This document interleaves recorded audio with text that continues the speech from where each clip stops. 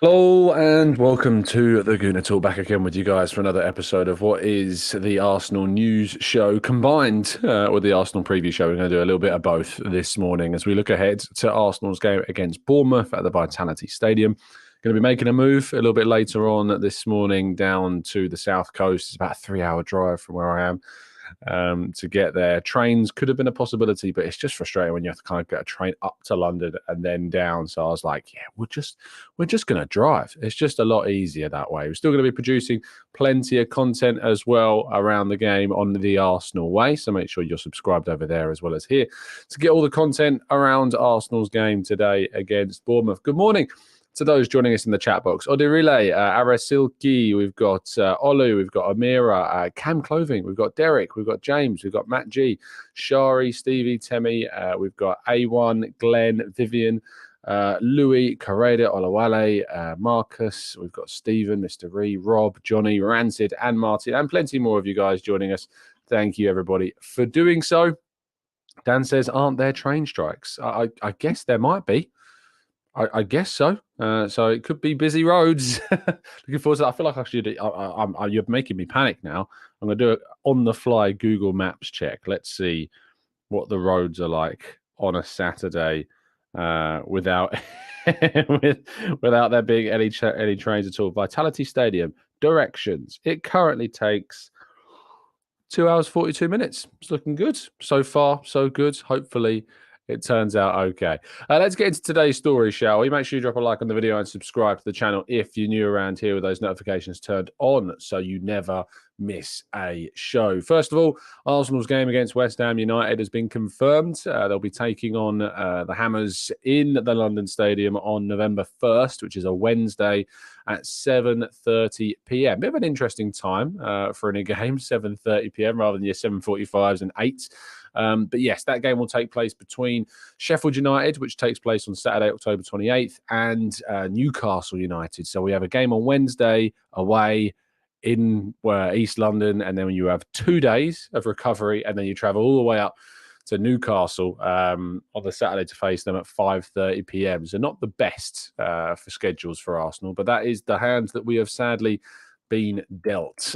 Charles Sagoe Jr. Was involved in senior training ahead of the trip to Bournemouth. Of course, we've got this injury situation that has continued to plague the squad for quite some time. He made his debut in midweek against Brentford, so it makes sense that he's involved with first team training just in case there was any issues. However, there has been quite a significant boost to Arsenal's squad because, as we're aware, Saliba, Saka and Declan Rice have all made the trip to Bournemouth, which is obviously really positive news for the Gunners. None of them had trained prior to yesterday, and Arteta said in his press conference, which we'll talk about in a second, that they had another session on the Friday that was expecting to kind of see whether or not any players would be involved. And it does seem that those three did get involved with training and that they will be available. Whether or not they're starting, whether or not they're involved in any way, shape or form, I guess we're going to have to wait and see. Sadly, no information on Trossard or Martinelli or Partey.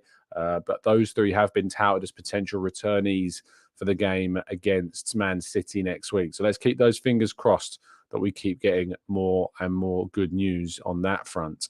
I did say we talk about Mikel Arteta's press conference, and indeed we are going to do that. So let's quickly run through some of the highlights of that presser. It was obviously asked about the team news, which we've kind of already discussed. And he says about the judgment on Bukayo Saka, he says the assessment is okay. Is he fit enough and good enough to be able to be selected tomorrow? That's the question mark. And so far, he hasn't trained with the team. But obviously, it seems that that question was answered with a yes, if he has, because he has indeed travelled with Arsenal to the game.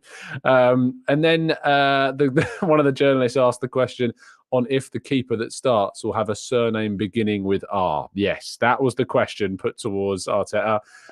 Would one of the goalkeepers that starts tomorrow or today have a name that begins with the letter R? To which Arteta said, "You are a genius. I have my answer for the rest of the season. Thank you so much for your cooperation," which is kind of amusing. He talked about the Bournemouth manager, Andoni Iraola.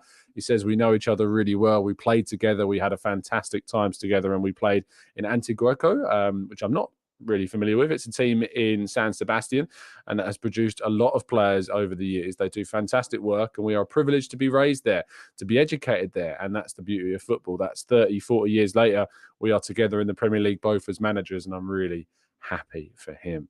He was also asked about still being unbeaten across this season, despite the fact that we've dropped points. He says, for sure, we have to continue to do that. And that's the mindset that we want to bring to every single game without any context. We've had a very different context throughout the season already, and that's going to keep changing.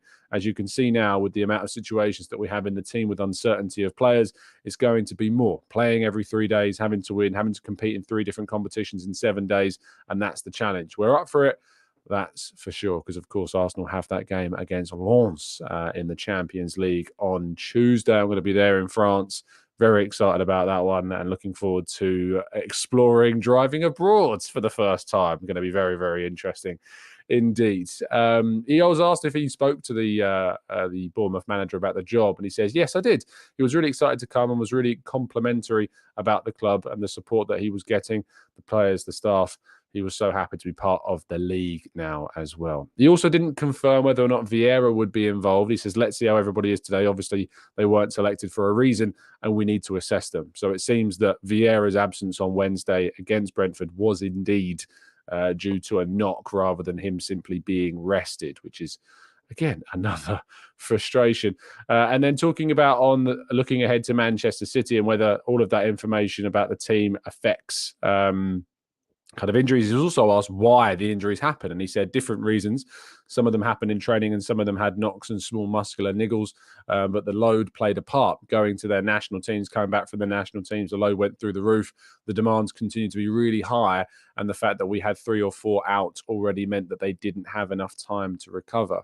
He was asked about whether or not that impacts his thinking ahead of Man City, and he said it's about now, it's about Bournemouth, and this is the most important game that we have now in the season. You can read the full transcript of that press conference over on the football.london website. I recommend that you go and do so to keep yourself fully intertwined with what's going on ahead of this game. But to get even more information about this game and look ahead to it, what we're going to do is jump to our preview show. So let's do that with a very special guest right after this.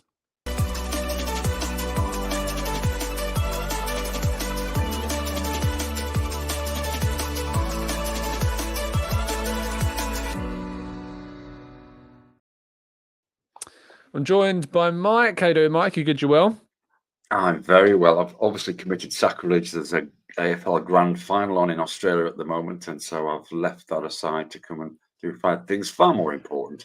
The real game. I really appreciate that, mate. Your dedication is very much appreciated. What is the game? Tell me. It's the Australian rules football Grand Final.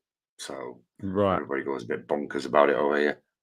I did see a clip, I think, I don't know if it was like in one of the games leading up to the final of the press box, and like the commentators absolutely losing their minds. I can't remember what the game was, but I saw something happened in the game, and there was like a clip of the commentators or people around the press box absolutely losing their heads about it. So that's standard. Yeah, I know how passionate the Aussies can get about Australian rules football. So yeah, very much can correlate with that and empathize with that for sure. But you have very kindly jumped on this morning to help me with a mini preview, if you like, and then if you'd like to stick around for some of the Q&A, or if you need to jump back off and go and watch the Aussie rules, you can do either. You've got the choice. But let's talk about the game. Obviously, you weren't really even aware that we'd got some positive news in the night regarding the players that had travelled. So that must be a massive boost to have those players back, is it not? Massive, absolutely phenomenal news. Thanks to everybody in the chat box who said hi, by the way. It's really kind. It's look, it's been a constant worry over the last couple of weeks. Every day that seems to pass, we seem to get more news about somebody else going down. And it's very difficult to deal with, never mind put starting 11 out, I'm guessing. But we're not on our own with this. It seems to be the case with many of the big Premier League clubs at the moment that they seem to be ravaged by injury, although I must admit we've had more than enough now, thank you. So, but yeah, great news that they're available, at least travelling. Whether that means, as you've already said, they start or not remains to be seen. And that, I guess, is Arteta's challenge with games coming thick and fast. You've got decisions to make about where priorities may lie with different games, and it's phenomenally difficult. I don't envy that task at all. Yeah, it's challenging, I think, for Arteta to be in a situation where you don't know who you're going to be able to pick from going into each game, and how you prepare leading up for that. You think about the fact that you would have had training all week without Saka, without Saliba, without Rice. You've been preparing your team, and then they suddenly can train in the final day, and you've got to change and tweak things in your mind. You've got to ask the question whether or not you should even start them and risk them with a game against Man City next week as well. Absolutely. And of course, to travel across borders to France to play Lens in the Champions League. There's so many question marks that have got to be answered by Arsenal. And I suppose a game against Bournemouth, it could be a lot worse. You know, we could be going away to Newcastle now or Anfield or something like that. And you'd probably take that game against Bournemouth, to be honest, with all respect to them. They've not won a game all season yet in the league. So, you know, that's probably one of the teams that you'd like to face if you've got a bit of a depleted squad. But they're still a challenge. They're still going to try and take advantage of the fact that we are without key players. There could be without Dominic Solanke today. He had an injury in midweek as well. So that's a bit of a blow. They're going to doing a late fitness test on him, but players do return, as we've seen today with our own players, quite miraculously. So who knows? He may be ready and fit and raring to go still, ready rather than some of the other players in the squad. Let's jump to our teams. Tell me if I've got this one right, because let's do a couple of late tweaks to it. Yeah, but you can do any late tweaks if you need to. Does it look okay? That looks good. Yep, I'm happy Lovely with stuff. all my Talk us happy through as it, I mate. can ever be with that. Right, Ramsdale, I think, may start. I am not buying into the Arsenal have got a number one goalkeeper yet. It'll be really interesting to see who he picks against City. But in the interim, I'm not sure. I think Ramsdale had an excellent game on during the week. His distribution was good. He made a great save, pushing it onto the post. I think he enjoyed the banter with the crowd, obviously. So I wouldn't be surprised at all to see him play. And from a confidence and a it's okay, we value your point of view, I suspect he might play Ramsdale, irrespective of whether one has a slight advantage over the other. I'm just delighted we've got two world-class keepers in our squad. I think that's going to serve us well, whichever. So I've gone with Ramsdale for that reason. I've left Saliba in, although if there is a doubt about Saliba, then I wouldn't be at all upset to see Tommy there. I thought, again, he had a good game during the week, has proved himself time and time again to be very versatile across all of that back four. I thought he did very well. And I think that test, it was interesting that he chose to play Tommy in at centre half rather than White and throw Tommy on the right. And I'm wondering whether that was some sort of experiment type of thing to see how that would go, to make sure it was okay for potentially today. So that's why I've done that. Rice, I don't think he'll start. I think if he has travelled, he'll be on the bench. May come on for the last 20 minutes or so. And so Jorginho, I think, is probably the starter unless Declan Rice is really, it really was just a very minor knock. Vieira, it's again, he's another one you've already referenced, has had a little knock that kept him out of Brentford. But again, I'm wondering whether that if anybody even had a tweak on or during the week, I think they probably would have been sidelined. So was he on the bench against Brentford, or was he out completely? Vieira? Yeah. No, he wasn't in the squad at all. He didn't travel. No. He was being Okay, assessed, is what we've been told. So. Okay. And I think Odegaard to run the midfield is the way to go. Now I've put Havertz up front. Eddie feels to me as though he is doing what he did last season. He came in last season. He did really well for the first few games, and then there just seemed to be a little tail off for whatever reason, and it just feels like that again.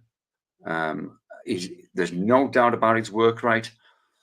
He is the fox in the box type of player. Bournemouth have got two big centre halves, I think, from memory, and I think Havertz will cause them problems. And if you look at the only two games that you can really say, well, look, there was a tangible contribution from Havertz were when he's played in that false nine, I think. I mean, I thought he was exceptional against Man City in the Community Shield. So I don't know whether, I'm not sure Arteta will go with that, but if we're talking about what I'd like to see, he needs to make a contribution. And I think that's the place where he might make one to just lift that confidence level up a little bit. Jesus, Arsenal are always better when he plays down the middle. But I think in light of where we are now, yeah. I think in light of where we are now, I think he might start him out there. I don't think he'll start one of the young ones against Bournemouth, because that would be the other option. And I don't think he yet has the confidence in Smith Rowe to consider him. Maybe Smith Rowe on the left and then Nelson on the right would be the other option. So, and I think Nelson always has not let us down over the last season. Whenever he's come on, he's put in a shift and looked as dangerous as you would hope someone who was third or fourth choice winger to look. So that's the rationale behind what I've done. So it's minimum risk in terms of those that are carrying injury, but it is a real tough one. Yeah, it is really tough. I know I think there's going to be a lot of disagreements in the chat box with some of our selections. I've got a few changes. I've risked some and risked others. I've ironically risked the ones that you didn't. So Saka and Rice I've got coming into the team, but I've not risked Saliba. I feel like, as a comment in the chat box from Rancid says, we should wrap up Saliba in cotton wool and place him in the freezer because we need him desperately for Man City. And you're right. I think we should be, if there's any concern, rest him. Because I think Tomiyasu was excellent in midweek. I thought he was really good. And he played that right centre-half role really, really well. So I wouldn't have an issue in Tomiyasu starting. I agree with you. I'd start Ramsdale. I think that if Arteta is speaking about kind of you've got to pick the goalkeeper based upon the game, one, he knows Bournemouth really well, so he's come against players that he's played against before. He knows them really, really well. And for that reason, and also the fact that he was the better of the two keepers in their respective games that they last played, I think you have to play him over Raya. I'd then throw Raya in against Lons in the midweek and give him an opportunity to see where he's at. And then if we can then see who's the better of the two keepers ready for Man City, you give them both a chance. I think Raya will start still because I can't say I trust everything Arteta says regarding kind of his methodology of goalkeepers because it's been so frenetic and difficult to guess what's going to go on. It's a tricky one, but I'd go Ramsdale. I agree with you on that one. But the back four stays the same with just Tomiyasu in for Saliba. Into midfield, I have risked Rice, as I said, and I would play Havertz, even though I agree with you that I think Havertz's better contributions are probably going to come in the centre forward role. I think that it's so important to get Jesus into the centre forward role that I can't risk taking Havertz out of it. But I would like Havertz to play because I think that we need to try and give him the minutes and play him into form. So Havertz, for me, he's got to come alive at some stage, fingers crossed. What I do think is people are expecting, I think what people are expecting him to be like, Havertz has arrived. Havertz has, this is the Havertz we want, is when he scores and when he assists. And the ironic thing is that he's playing a role in the team that isn't necessarily designed for goals and assists. It's the wider role about what he's doing, which does include a lot of defensive work. I would like to see more. I would like to see him get into the box, sure. I would like him to see him score, get an assist and contribute more. But I thought he was good, against Brentford. I thought he was good against Palace. I thought he was good against Forest. I thought he was good against the Man City in the Community Shield as well. And he does things in games that midfield, that centre midfield role is designed to do. You don't get loads and goals and assists from a left eight, usually, especially in a system where the right eight plays slightly further forward. So if people are expecting goals and assists to start raining from the skies from Havertz, I'd say, temper your expectations because that's not necessarily the role that he has been brought in to do. But we do need to see better performances from him. We do need to see more dynamism. We need to see more intent, more courage. All of these types of buzzwords I think we can associate with Havertz, but hopefully he has a really, really good game on the South Coast. Odegaard continues because he's brilliant. It's as simple as that. Yeah, magnificent. Yeah. I'd risk Saka because he's really our only right winger. I would have otherwise played maybe Vieira because he's the other left-footed player that can play on the right. He played there against PSV when he came on for Saka. Is the only other real left footer that we've got that can play in a wide area. I know Havertz potentially could, but I don't really like him playing in wide areas. So I've risked Saka. Jesus stays through the middle, and I think Nelson should be rewarded after his goal in midweek. And I'd play him, which means there's no place for Eddie Nketiah, which I know that some people who really like Eddie will be a little bit maybe feel that's harsh on him. But I just think this is the best team maybe for us to go with. I agreed a lot with the selection that you went with as well. You know, if you put Havertz there and you move Jesus to cover Saka if you want.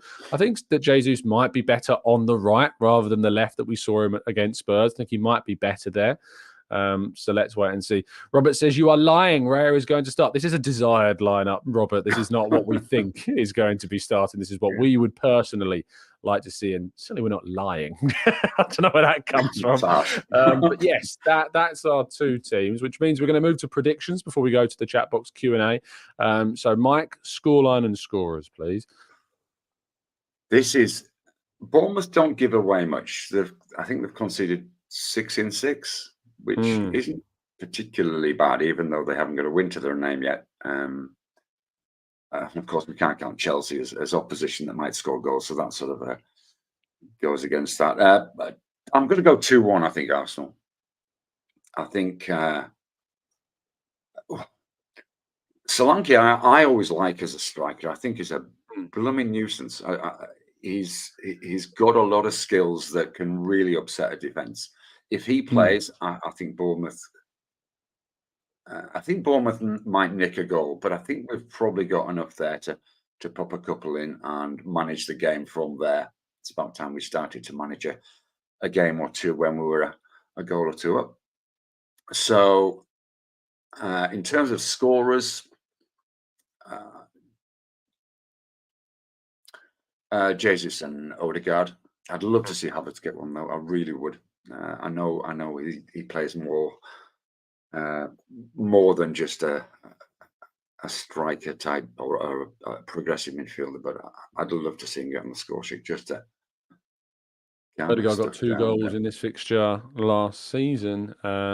He took one off Jesus' foot, if you remember, because it's that one he smashed in. Yes, Jesus did score, but then it was ruled out for offside. And then William Saliba scored that brilliant left-footed curling effort from just outside the left-hand side of the box. So, yeah, very much so. Looking forward to seeing if we can replicate that scoreline. And I'm going to go for that scoreline of 3-0. If we have got a chance of keeping a clean sheet, it's usually away from home.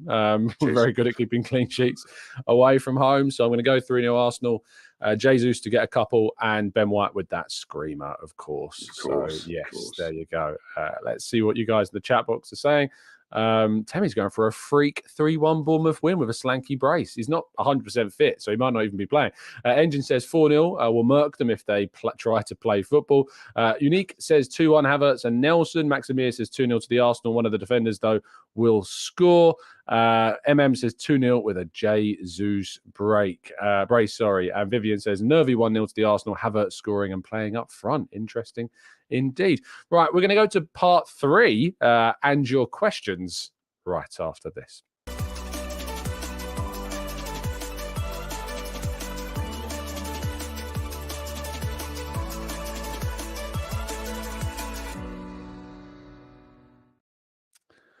Okay, let's jump into the chat box and hope for some good questions to come in. By the way, yesterday, the technician did indeed arrive. I've effectively got a brand new laptop from what I was told. They've changed the laptop. They've changed, the keyboards, the motherboard, the screen. Everything's been changed. So hopefully the flickering of the camera you may have noticed sometimes when you're watching should stop. And hopefully the microphone issues should stop. So let's keep fingers crossed that it was indeed an issue with something that was changed. Let's just keep the fingers crossed that was indeed the case. That's why Odegaard is back and in full view now. Right, let's jump into the chat box then and take some of these questions. Me and Mike are going to tackle some of these together. Let's go to scroll out. Christopher says, Tom, do you think over the course of the season that Smith Rowe will leave Vieira and Havertz in the dust and cement himself as a first choice left eight? Mike, what do you think? Oh, I might upset people. Right. Okay. So my thinking on ESR is Oh, look, I love the guy. He's such a great guy. And 2 seasons ago, he was exceptional in an Arsenal team from 2 years ago, which was a very different Arsenal team to the one right now. Hmm. And I'm sort of wondering, did he appear to excel because of the state of Arsenal 2 years ago? Perhaps it isn't, along with the injury, along with the massive injury that he had. Are we actually, are our expectations higher than they should be for what ESR can contribute to this team as it is here and now, rather than where it was 2 years ago? Does that sort of make sense? It does, yeah. So that's just something that's niggling in the back. As I say, I love the guy. I think I'm so hoping that all of a sudden it clicks. It seems to. He's got that confidence level rising. He's got. There's no doubt about his workload, but it's just. I look at what he contributes defensively. It isn't. It's possibly a little bit of a weakness if he's on form and he's on and he's rocking. Then going forward is a great late arrival and he can put the ball in the net. But he hasn't done that. Now, part of that, of course, is that he hasn't had the minutes. But I'm really sort of mixed about ESR. And of course, from a business point of view, there's should we be cashing in on him and buying somebody who does fit Going to get used where we are right now and get used? Absolutely. I mean, we might as well not have him at this stage, to be honest, for the amount that he's used. But I don't want to discard him. I'd rather not. I'd rather see him get a chance. I'd rather see him see if we can get him back to anywhere near he was. But so I don't think ESR will leave Vieira and Havertz in the dust. But I haven't written him off quite yet. I would love to see him given a fair crack. Yeah, no, fair enough. I think that left 8 is not the right role for Smith Rowe, personally. I don't think that's a position that he will thrive in. I think he's better as a further forward attacking midfielder. Where he played against Brentford, I think, is his best position. The sad thing for him there is that you've got Odegaard, you've got Vieira, you've even got maybe Havertz that can play an advanced attacking midfield role. So I don't see the left 8 as a role Smith Rowe. I personally see Trossard being a guy that I'd rather play as in Havertz's role than Smith Rowe. If you if you got Martinelli fit, play Martinelli, Jesus, Saka, Odegaard, and Trossard as kind of an attacking 5 is what I'd like to see with Declan Rice in behind. I think that is something that Arsenal should absolutely be looking to use in the future. But for me, I don't see Smith Rowe as a left 8. I see him as a 10, or as if you want to bring him on in the wide left position, or sometimes he has come on in the wide right as well. But yeah, I just don't see it, and I do sadly see one day Smith Rowe moving on because there isn't the opportunities here for him, and that's a shame. But it's the reality, and we can't. You have to be ruthless sometimes. Yes, he's come through the Highland Academy. Yes, he's a really nice lad. Yes, it's a shame when it doesn't work out for kids like that. But you have to be, if you want to get to the top, if you want to win titles, you've got to have every member of your squad an absolute pivotal part you can rely upon. And I'm not sure that he fits into what Arteta's building. And that's the bottom line at the end of the day. Dickens says Arteta is really poor in managing his players, playing Saka yet struggling, yet Smith Rowe was on the bench. Do you think that Arteta's one of his weaknesses is his player management? Is that a weakness in his managerial record? Or have we lost Mike? Has Mike disappeared? Or maybe we've lost him. Mike, if you can still hear me, you've cut out. We'll see if we can get Mike back shortly. I mean, to be fair, he is tuning in from halfway around the world. Half the world away, if you like. Let's answer that from my perspective then. In terms of kind of where we're at on Saka and Arteta's management of him, I was very critical of Arteta in the game against Spurs. Saka should have come off sooner. Is he really poor in managing players? I wouldn't say really poor is an accurate representation of what Arteta is. I think it's an area of development for Mikel Arteta for sure, his player management and his in-game management. I don't think it's really poor. I just think there are some situations whereby he could be a little bit more proactive in making changes, in resting players, But sadly, there's been situations whereby he's not been given kind of the rope to be able to do that. I think we've got Mike back. Mike, are you there? Are you with us? I am. Can you hear me? Yes, I can. Hello. I'm not It's sure all what good. happened It's all there. good. Everything just went Did very you hear black. the question? No, what was the question? Sorry. So the question was, well, Dickens, it's more of a statement that we're discussing. Arteta is really poor in managing his players, playing Saka yet struggling, yet Smith Rowe was on the bench. Do you think that Arteta is really poor in managing his players, in-game management and player management? I know that was a criticism last season. I think generally this season he's actually been better. I actually see that. I thought there was a couple of questionable decisions perhaps in the North London derby, which is unfortunate, of course, of all the games to perhaps have questionable decisions. But I think outside of that, it's actually been better. The problem with Saka, of course, is that he is the player. And finding someone who's going to do what Saka can offer is always difficult. And yet we've seen he should have come off earlier in the North London derby for me. I think that was possibly one of the questionable decisions. But generally speaking, I think to say he's poor is probably a little harsh. I think there's evidence that he's learning and getting better. But I'm not sure there's any manager on the planet who doesn't make a mistake from time to time. But I see improvement, but I still think it's a work in progress. I said the same when you were out. I said that I think really poor is a really harsh description of it. I think it's an area of development for Arteta. I think it's somewhere where he can improve the types of subs. I think he should have brought off Saka earlier against Spurs. I think he should have brought Nketiah off against Spurs.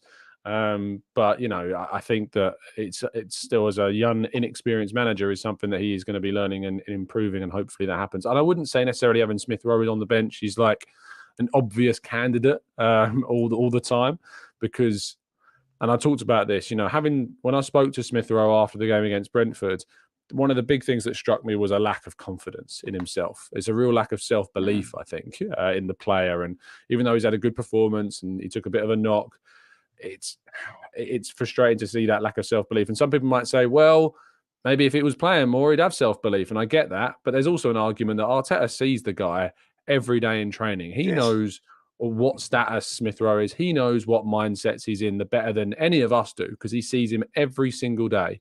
And so you've got to some degree, trust that he knows when and when not to use a certain player.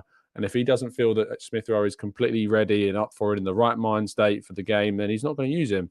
And I can't begrudge him with that. Now, do I think he could be giving him more minutes? Yes, I do. I think he could give him more minutes from the bench for sure. But he has to make a judgment call on certain players, and he knows things that we sadly are not privy to. The other thing on that, Tom, is the other thing on that I would say is that we haven't, with the exception of the PSV game, we haven't given ourselves a nice buffer. If you look at every game that we've played this season, it's been tight. We go 3 up against Bournemouth, and it makes it that much easier to give someone like Smith Rowe that you're trying to play into some more minutes. It's that much easier to give him that chance. So I think that's part of what the juggling act Arteta has to play as well. Absolutely. It's so much more difficult, I think, than people consider. It's not just names on a sheet that you just switch in and switch out like we can, when we do our previews. There's so much more to it than that. Nick says, were you surprised to see no Amario Koja-Dubry instead of Charles Sagoe Jr. starting in midweek? I thought he was the next Saka type to fill in that right wing role. Not particularly, Nick. The reason why is because Charles Sagoe Jr. has been standing out significantly for the youth games in the under-18s initially, and now the under-21s. Amario Koja-Dubry has been given chances to play in those friendlies at times where Charles hasn't, and Charles has been standing out more. So that's why he's playing. Nwaneri wasn't fully fit. That's why he's not gone. Miles Lewis-Skelly, it turned out, also not fully fit. That's why he didn't go either. So I wasn't surprised, no, to see it being Sagoe Jr. given the chance in the end, because he has been the one standing out. I'll throw this one to you, Mike, which comes from... let's scroll up and see if I can find, because there's a lot of Smith Rowe related questions coming in now. Arsenal Adventure says, are our players still not completely embedded into the new tactics of this season? We cried last year because we didn't have a plan B, because we played the same 11 week after week after week, and we desperately wanted something else. We desperately wanted another approach that we could use that may help unlock a low block, or may help us better manage those teams that came at us hard. So I don't think there's a set series or there is a set method of tactic this year. I think it's different to last year in that we've got 2 or 3 variations in terms of how we can play. Clearly, that is limited to some degree if we haven't got the personnel available to be able to do that. Timber being the obvious example, and Partey being the other, really. So I think with we've got new players who didn't know the systems. One of the differences this season to last season as well is that we brought in Jesus and Zinni, both knew how Arteta would want to play. This year we brought in Rice and Havertz and Timber to a degree who hadn't came across that system before. So I think new players have got to be bedded down a little bit into what we're playing already. Never mind some new ways of playing. So I think any team is gonna have a challenge with working out different ways to play different teams at different times. So I think completely embedded into all the variations, however many, I can't remember, however many you said, however many variations that Arteta would play game to game, and even intra-game, would always take some time. And quite commonly you hear professional footballers saying, look, it takes 6 to 10 games before I'm fully in tune with the season anyway. Yeah. So I don't think there's anything unusual about what's happening now. I think it's I just think it's a natural start to the season, stroke new players, stroke slightly new ways of playing to breach different challenges. Absolutely. Does that sort of answer the question? Yeah, I think so. And you have to evolve. And I've talked about this before. Like, you have to evolve. You can't stand still because teams aren't going to stand still. Liverpool haven't stood still. You know, they have improved. They look very good. Spurs have improved and looked good. You know, you can't do the same thing expecting a different result. The definition of insanity is as is. I know we brought players into the existing system, which should naturally see an improvement, but that system we played last season took us so far. And we need to, in my opinion, and you touched upon it, you know, we're not blowing teams away at the moment. You know, we're not battering teams. And we didn't do that last season. And I think that the system change, the evolution of the system is designed to, in the end, when it gets familiar to everybody, get us to a point where we are beating teams comfortably, where we are being dominant and creating more chances. For me, it's not about finishing, as I've mentioned, it's about the chance creation frequency. And if we can be more proactive and more cutthroat in the amount of chances we create, then I think that we are going to be scoring plenty more goals just because that's the way that it works. So, yeah, for sure. We'll end the show with a question from Vegas. It says, Tom, did I hear you say that Nketiah would score as many goals for Brentford as Tony has, minus penalty kicks? And I said, I think that he would score a similar amount, yeah. I think that a system that is designed to funnel the ball to Tony to score goals alongside Mbeumo as well, supporting him, sees him score a lot of goals, which was 14 last season and just 7 the season before that, by the way, without penalties. And I think that if Nketiah, across 2 seasons, played in that system with that many games and started that many games, I'd back him to score 21 goals across 2 seasons in Brentford's team without penalties. Absolutely. I don't think that's that crazy of a... And he's much younger than Tony as well, it's worth pointing out. I don't think that's a crazy... theory. I can see you nodding, Mike. Don't do it just because I said it. Tell me what you really think. Well, no, I think we could, like you've said numerous times, I think we can do better than Tony. I think that's setting our bar too low. Martinelli and Saka have both scored more goals in open play than Tony has in the last 2 seasons. It really, even from a simple maths point of view, I think we can do better. We can do better, and I'm not sure that Tony's record is one that says we should be signing him, whether he'll be happy to sit on the bench anyway, which is essentially what he'll do for most games. So I think we can do better. That's the key I thing. don't think Tony, is he better. doesn't start, does he? No, he doesn't. No. Jesus starts over Tony, like any day, quite comfortably, I think, because he just suits what Arteta wants from a centre forward so much more compared to what Tony does. I'm not, and this again, I think that people's misconceptions when I talk about Tony is that either I don't rate him or I don't think he's very good. That's the misconception people have. I think he's good. I think he's a good striker, scores plenty of goals, is a different type of player to what is already at Arsenal. I get that, but I just think that Arsenal should be upgrading on Jesus, and then Jesus replaces Nketiah, and Nketiah moves on, and we then bring a better player that's better than Jesus. And I think you have to wait until next summer to assess the options of either a player that can do that straight away, or a player that has got a ceiling that you believe and we believe is higher than that of Jesus's, so that they will develop, be that a Sesko or a Jimenez or a Ferguson, one of these types of players.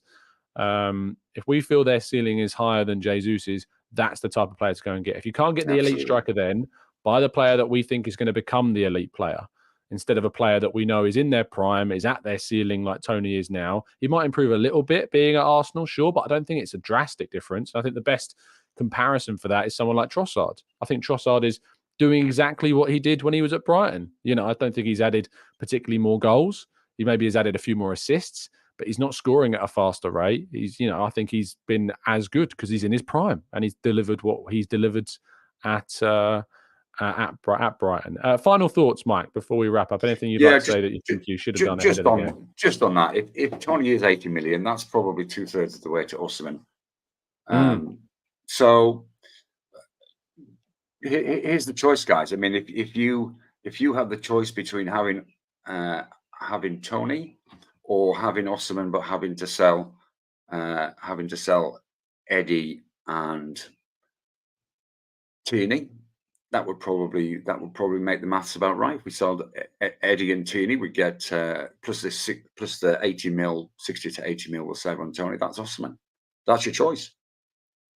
And I've no doubt about who I would rather have for sure. Yeah. And Vega says, Eddie doesn't score for Arsenal, so how would he score for Brentford, who is worse? And I said, well, that's not true, because he does score. And actually, his goals per start record is one of the best in the country. When Nketiah starts, he gets goals.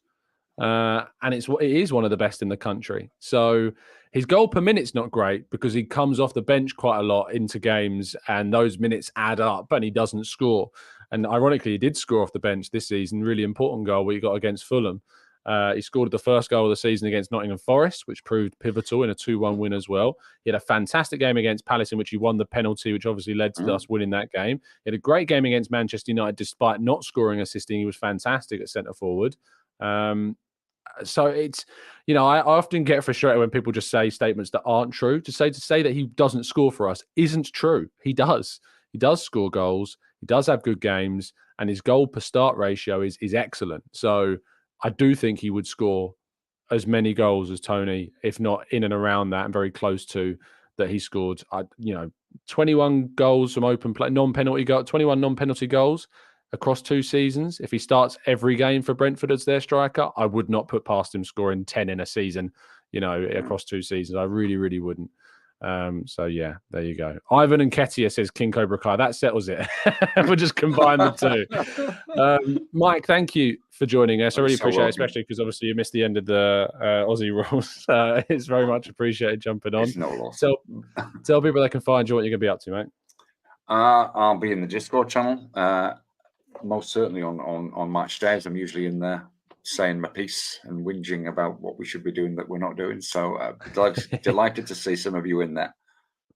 Absolutely. If you'd like to join us for our preview shows, which I know I've been saying this in the Discord server, so I know that changing them to 5 p.m. has caused issues in the past, but the reason why they changed from 5 p.m. rather than 8 p.m. was because of family stuff, like doing shows every other day at 8 p.m. created such a a disconnect in my evenings with family stuff that I moved it to kind of start when my rota or my shift finishes at work. So I know that's created a little bit of a difficulty for some people being able to jump on, but if you would like to jump on, you can by joining our Discord server, which you can do by becoming a member, either an expert member or a TGT ambassador. Right, I'm going to get going because I've got to shoot down to the south coast and get driving. Hopefully the traffic holds out perfectly fine. We'll have to wait and see. But Mike, thank you once again for joining me this morning. It's very much appreciated. Welcome. Thank you to everyone in the chat box for joining us as well. Do drop a like, subscribe, all that lovely stuff. And yeah, I'll be back tomorrow morning to break down everything from this afternoon's game against Bournemouth. Have a fantastic day. Keep those fingers crossed indeed. Absolutely. And we'll see you again very soon. And as always, up the Arsenal.